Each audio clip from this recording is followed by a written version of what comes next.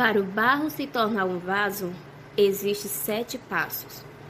A Bíblia relata que em determinado tempo, a nação de Israel estava moralmente caída em pecados. Como Deus não tem prazer na destruição de seu povo, ele ordenou que o profeta Jeremias trouxesse uma palavra de arrependimento insistentemente ao povo.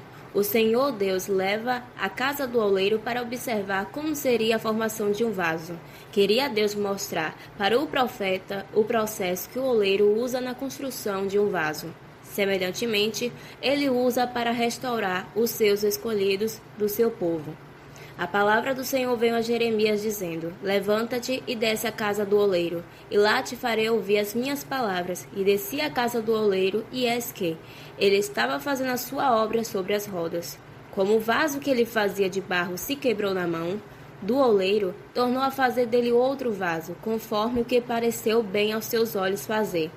Então veio a mim a palavra do Senhor, dizendo: Não poderei eu fazer de vós como fez este oleiro, ó casa de Israel?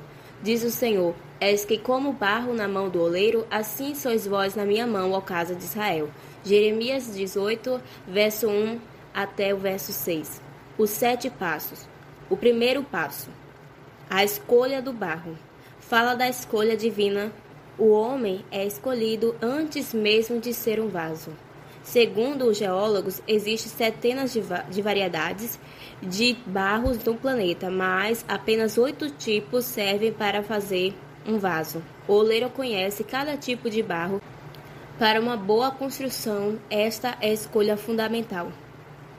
Segundo passo: peneirar o barro, tirar do barro as pedras, as raízes, os galhos secos e lixo. Este processo fala do novo convertido quando sai do mundo e inicia o discipulado, mas também fala de um tempo muito doloroso quando o oleiro inicia o processo da limpeza das coisas no mundo, na vida do crente.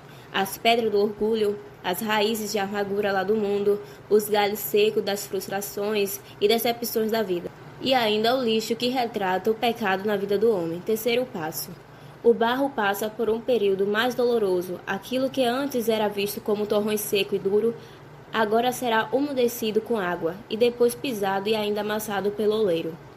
O segredo da cerâmica é uma massa de argila bem amassada. Fala do tempo em que o homem estava com o seu coração duro e ressecado pelo vento seco do mundo. Agora está sendo irrigado e umedecido pela água da palavra de Deus. Mas em seguida ele recebe as primeiras provas. Será amassado pelo oleiro e isso é necessário para dar sustentação e liga ao barro. Esse processo fala da fé do cristão e da perseverança em meio às provações.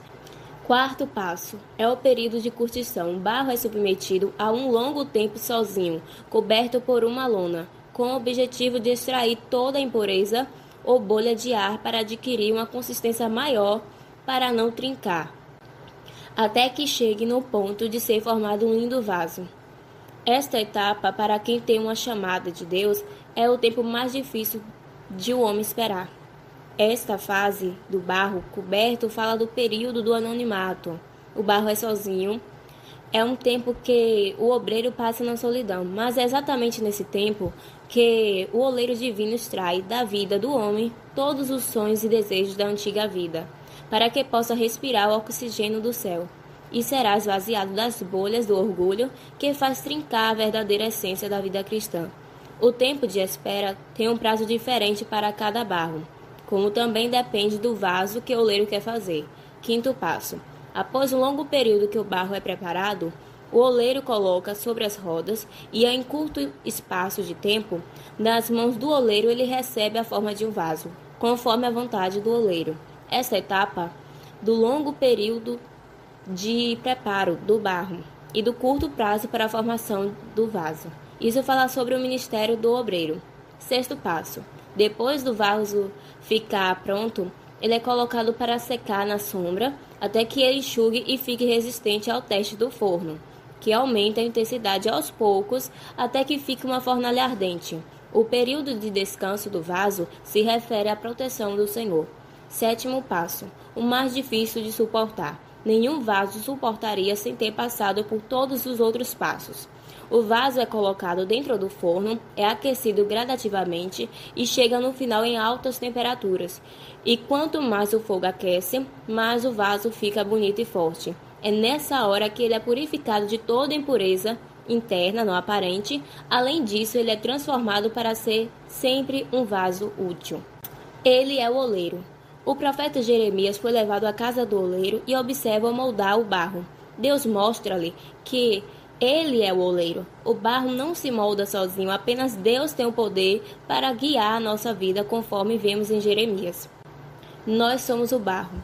Claro que na mensagem de Jeremias, o povo de Judá representa o barro, porém, não erramos ao aplicar isso à nossa vida pessoal, que não está nas mãos de alguma força invisível, entre aspas, ou de um destino secreto, entre aspas, pois está nas mãos do Deus Todo-Poderoso que dirige pacientemente a nossa vida, procurando realizar sua vontade. O oleiro trabalha com paciência o barro e modela com ternura. A vida é a roda. O oleiro gira a roda e apenas ele controla a velocidade dela.